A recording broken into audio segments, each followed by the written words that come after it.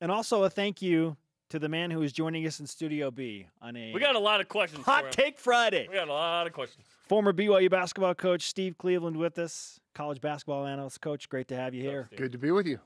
Let's start with the Twitter question. Well, nice, easy, smooth start to this interview before it gets really interesting. Bearing the lead here.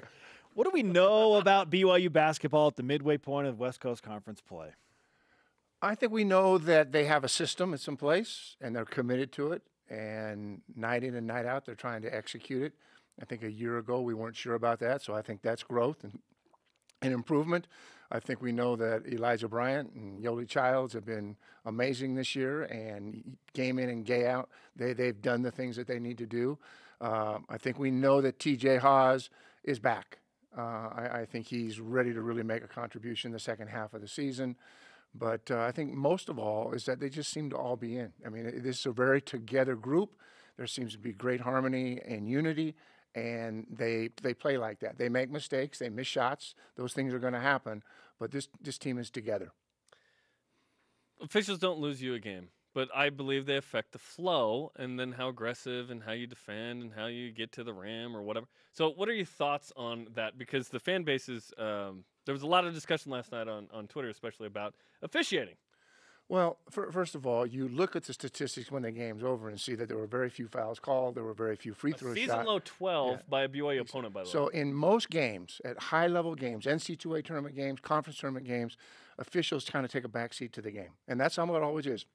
One of the biggest adjustments for one of my first teams when we went to the NCAA tournament and we played Cincinnati, who was a former national champion, we could not believe what didn't get called everywhere. And it was like, you have to adjust. They're just going to let us play. And that's what happens in games like this. I'm not sure that group was a Final Four group, but at the end of the day, I'm speaking about the officials, but at the end of the day, St. Mary's is really, really good about being up and straight and vertical and doing all the things that a lot of teams and players get called fouls for. What they do with their lower extremities of their body, their legs, their feet, they're always moving and getting people off balance. So give credit to St. Mary's, but there were some really critical calls at the end of that game that impacted not necessarily the score who won, but the momentum that BYU could have had if they could have got to the free throw line. Does Jock Landale receive preferential treatment from officials, in your opinion? You know what? I don't think so. Here's the deal. He's a star, and he's a star of this league. He's a guy that he's smart. He doesn't do dumb things with his hands and try to block shots. In fact, he seldom ever blocks shots. I mean, he puts a big chest up and gets a big body. And I think that officials don't go into, no officials go into a game thinking, we're going to take care of this guy. I don't believe that happens. Does he get some calls at times? Yes, because he's involved in so many plays on the floor that it just appears that he's getting more. But he's a difference maker. And he made a difference last night, and he's the reason St. Mary's won that game. BYU potentially could match up with St. Mary's again in Las Vegas. How confident are you that they could match up with this team better and beat this team in Vegas? Because the two games that I've seen, I don't have confidence that BYU can slow down Jock Landale right now. Well, they may change the defensive approach, the plan. The plan so far has worked really, really well. Last night they made an adjustment. The first 6 minutes, last 6 minutes, when Landale would bring the ball down and all of a sudden you put it on the floor, somebody came at him hard. Okay, so that's you come down and you cover down on the bounce. You can't cover down on Landale when he has the ball up here because he's just too good a passer. It worked. It didn't work long term. I think you continue to do that defending him. Maybe you throw some hard doubles. The next time they play them, if they do, it'll be in a neutral site.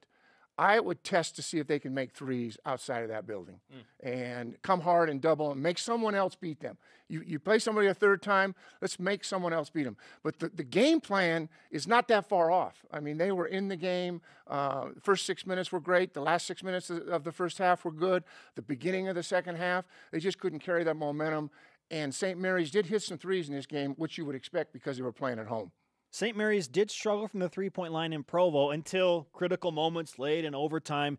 So, yeah, there is that factor. It's the great equalizer, especially on a neutral floor.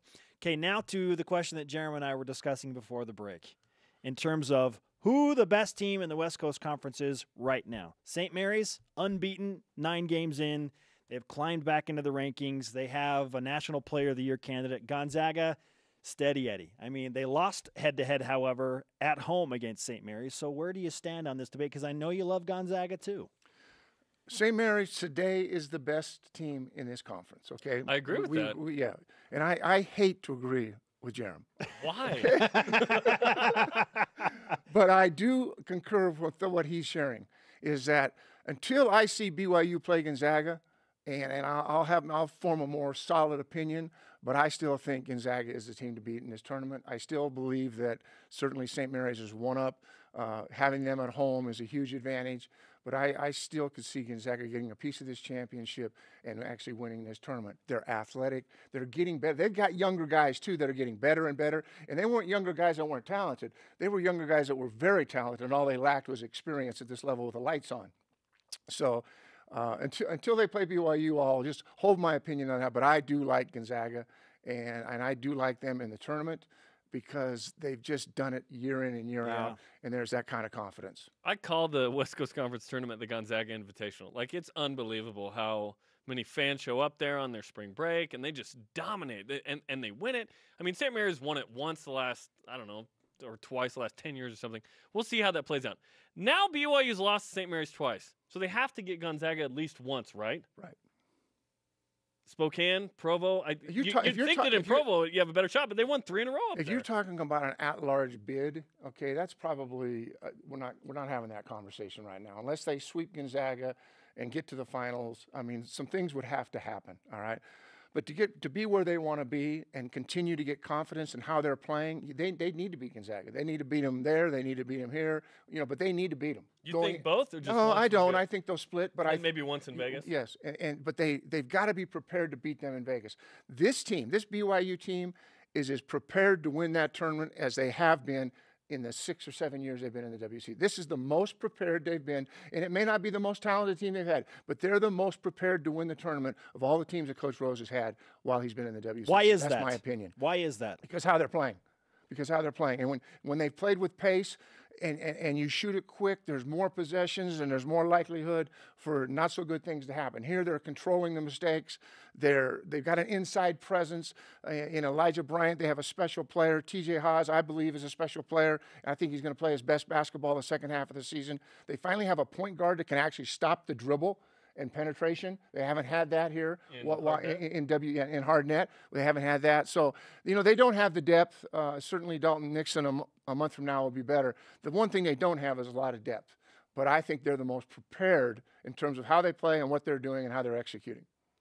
What do you think of BYU's performance last night? Let's focus in on what you liked about what BYU did at St. Mary's last night, Coach. I loved how they started. I mean, they went right at it. I mean, they created turnovers. They took good shots. They played with aggression.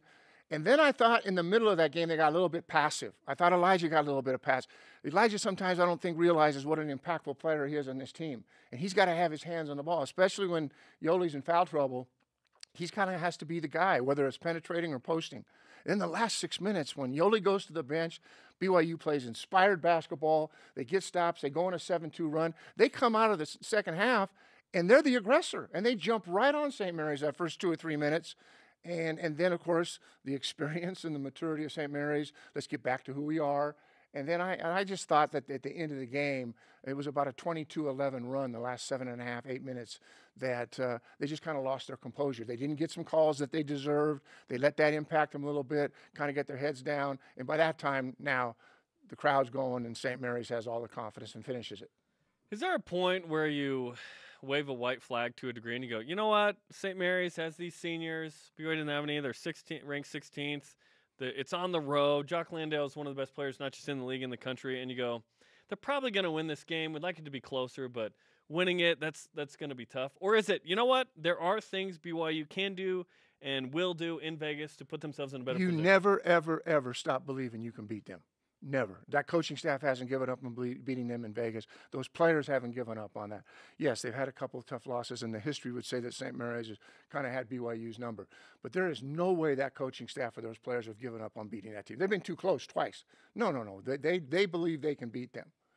A year from now, this league will look different. It'll be a Gonzaga. I believe that BYU over the next 2 years will replace St. Mary's, even though St. Mary's will be well coached and will have good teams. But the talent of BYU, the talent of Gonzaga that's young, youthful, I think BYU takes the next step up. And now all of a sudden it's Gonzaga and BYU that are competing for championships. Not that St. Mary's won't be involved, but the numbers, the youth, the experience, the talent all says that there's going to be a pendulum swing here. Personally, I want BYU to have the opportunity to face St. Mary's in the semifinals of the West Coast Conference Tournament, because playing Gonzaga in Las Vegas has proven pretty much impossible, right? Even for St. Mary's at times. And that would mean, because BYU's likely sliding in at the 3, that St. Mary's would have to be the 2 seed. Right. So who should BYU fans be rooting for to win the regular season and have that #1 seed and the 2 seed? Without ever seeing Gonzaga, but just going with history, a history lesson, I want to play St. Mary's again. In the semis. In the semis. On Monday. I want to play St. Mary's. I want another chance to beat them. And I know that they're really good, and they may tie for the championship, but who knows what will end up happening. You look, I mean, they beat UOP in the last 30 seconds last week. I don't see Gonzaga with any real close games other than through playing BYU or playing St. Mary's. So St. Mary's is not out of the woods. They could go to San Diego. They could go somewhere and have a hiccup. Landale gets in foul trouble. Yeah. Well, I thought maybe impossible, or not impossible. I thought, well, I'll tell you, when Nar went down, if he doesn't play the rest of that game, because my first thought was, he doesn't play, BYU wins this game. Yes. And somehow he miraculously got himself healthy enough to play. But injuries are part of this. Foul trouble is part of this. And so it could have very easily been different last night. Nar's done for the game, can't play, and BYU goes. So sometimes you get a break here or there. But I'd still rather play St. Mary's. If I was those young men and that coaching staff, let's play them again. Now, they're the hardest team to play because there's way more possessions with Gonzaga. But Gonzaga in that tournament is a handful. And those athletes and that experience, I'm not sure you want that. Gonzaga's beating teams in league by 24. St. Mary's, it's 14. It's just like wild. But St. Mary's got the head-to-head. So in minor league baseball, you crown a first-half champ and a second-half champ, and those teams end up going to the playoffs. First-half champ, St. Mary's. Congratulations. Yay. You're the champions of the first half, St. Mary's. Hey, let's not forget that BYU doesn't have much time to wallow in their misery, if you will. They got to come back and play a team that beat them this year already, Pacific. Well, and Pacific is athletic. They're strong. They play north-south. They put pressure on you defensively. They have nothing to lose.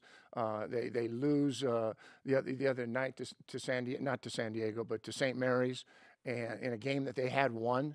So they're not going to come in here thinking that they don't have a chance to beat BYU. So BYU, the last thing they want to do is feel sorry for themselves for a moment and I don't think they will. There's a revenge factor here. They know that against UOP that they're going to play someone that's tough, that's not going to back down from them. And Tripp and Reynolds, and they had 4 players last night in double figures in their 2-point loss at San Francisco. They can take it off the bounce, and sometimes BYU struggles with guards that can put it on the floor and create on their own. I fully expect BYU to bounce back in this one. One, because BYU doesn't lose both non-St. Zaga games typically to these teams. If they lose one, they bounce back at home. And at home, they're going to come out firing it. You know what, Damon Stoudemire, if you had a first and second half coach of the year, he's my coach of the year. I mean, they win 4 games last year. They're already 5-4, and they were 4-14 in the league last year. Yeah. I mean, he loses Bowles to goes to Fresno State, who was his leading scorer, 13 points a game. Fresno State, woof. Yeah, and he's playing well there. You know, he's having a good year for Fresno, who's got a really good team.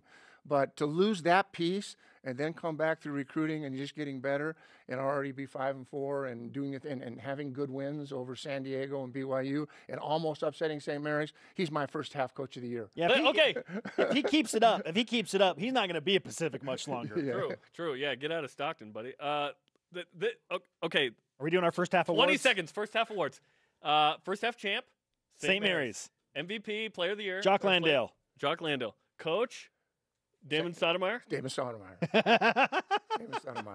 Defensive player of the year. Defensive player of the year. I might have given that to Lamont Smith had they beat Portland at home. Yes. Okay, but when they didn't beat Portland at home, they'd be 6-3 tied with BYU. Exactly. They're 5-4. And so when Edge is going to have to go to Mr. Stoudemire. Most improved, Yoli Childs. I think Yoli Childs might be the defensive player of the year because he's been so effective with the block, the steal. Yeah. Like he's been good. Yeah. We just handed out all these awards, Well, man. How about that? If you take best all-around player, it's Elijah.